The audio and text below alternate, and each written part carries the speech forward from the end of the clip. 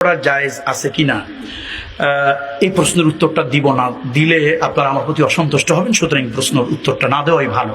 এটা অত্যন্ত কঠিন একটা উত্তর, সত্য জবাব অত্যন্ত কঠিন। কি দেব না দেব না? যদি দেই প্রথমে অসন্তুষ্ট হবে ইমাম সাহেবরা, তারপর অসন্তুষ্ট হবেন আপনারা, 3 নম্বরে অসন্তুষ্ট হবে মসজিদ কমিটি। আগামী বছর হয়তো কামরুল ইসলাম সাইদের দাওয়াতই হবে না এলাকায়। দেব না দেব না? তাহলে মসজিদে বসে যারা নামাজ পড়েন, সে যেই হোক, বসে বসে যারা নামাজ পড়ে সব আল্লাহর সাথে প্রতারণা, ধোঁকাবাজি, হিপোক্রেসি, ভণ্ডামি করে। মসজিদে বসে কোনো নামাজ হবে না, হবে না, হবে না, এবং কিয়ামত পর্যন্ত হবে না। যদি কোনো মৌলবী ফতোয়া দেয়, এই মৌলবী 2 নম্বর মৌলবী, 1 নম্বর নয়। ও ইসলামের বোঝেই না কিছু, ইসলামের কিছু বোঝেই না। ও মসজিদে বসে নামাজ পড়ার কোনো সিস্টেম নাই। শুনুন, আল্লাহর ইসলাম সহজ, মোল্লার ইসলাম কঠিন। কার ইসলাম সহজ? কার ইসলাম সহজ? কার ইসলাম কঠিন? মোল্লার ইসলাম কঠিন। মোল্লার ইসলাম বাদ দেন, আল্লাহর ইসলাম ধরেন। আল্লাহর ইসলাম হলো তুমি যদি মাজুর হও, ওজোর থাকে, যেমনে পারো তেমনি নামাজ পড়ো, যেমনে পারো। কিন্তু আমাদের দেশের লোকেরা সব জায়গায় ভালো। ওই যে ঢাকার ডিওএসএস মসজিদে মহাখালী গেছি, আরে বাপরে, জগিং করে, দৌড়ায়, হাঁটে, বড় বড় ব্রিগেডিয়ার, মেজর জেনারেল, ইমাম সাহেব কথা কয় না।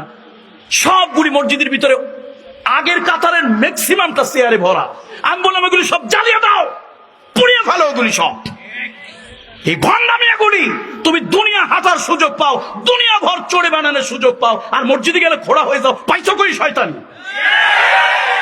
তুমি যদি ফিজিক্যালি ডিসেবল হও, মোল্লার ইসলাম কঠিন, আল্লাহর ইসলাম সহজ। ফিজিক্যালি ডিসেবল হও, তুমি যেমনে পারো তেমনে নামাজ পড়ো, তোমার আল্লাহর ইসলাম সহজ। কোনো মানুষের ইসলামের দরকার নাই।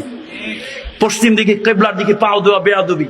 তোমার যদি ফিজিক্যালি ডিসেবল হও, কেবলার দিকে পাও দাও, চোখের ইশারায় নামাজ পড়ো, শুয়ে শুয়ে নামাজ পড়ো, বসে বসে নামাজ পড়ো, যেমনে পারো তেমনে পড়ো। বসে বসে নামাজ তুমি পাইলা কই? দুনিয়া হেঁটে বেড়াচ্ছ, কোথার থেকে কেন তুমি বসে নামাজ পড়বে? নামাজ পড়া ফরজ, দাঁড়িয়ে পড়া ফরজ।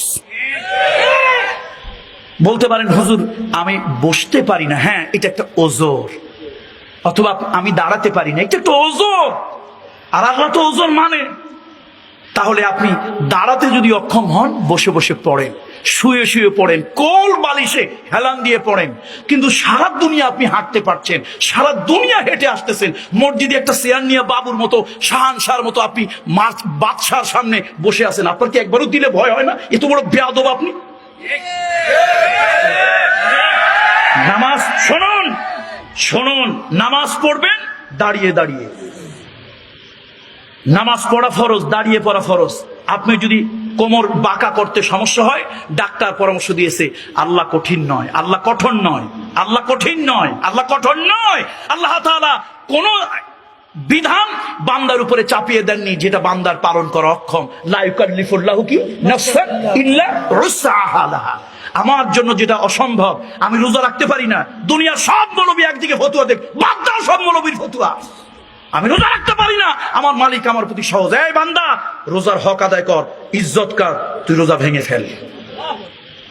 আমি পারি না, আমার আল্লাহ আমার উপর জোর করে চাপিয়ে দেয় নাই। এই জন্য আমার আল্লাহ আসলেই তিনি আল্লাহ। এই জন্য বলি আল্লাহু আকবার।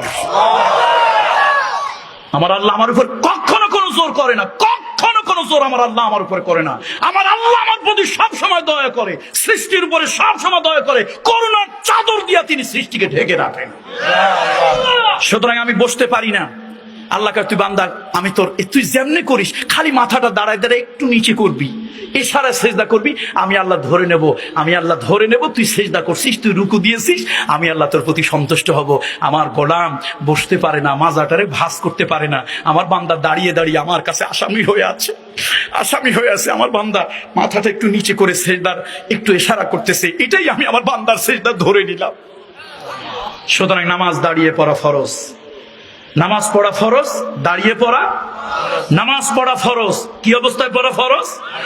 সুতরাং বসে নামাজ নয়, দাঁড়িয়ে পড়বেন, দাঁড়িয়ে দাঁড়িয়ে রুকু করবেন, দাঁড়িয়ে দাঁড়িয়ে সেজদা করবেন। আপনার শরীরে যতটুকু কুলায় জোর দেবেন না, শরীরের উপরে অত্যাচার করবেন না, শরীরের উপরে অবিচার করবেন না, শরীরের উপরে জবরদস্তি করবেন না। যেটুকু আপনি পারেন না, আপনার মালিক আপনার দিলের খবর, শরীরের খবর রাখে, আপনার মাফ করে দেবে।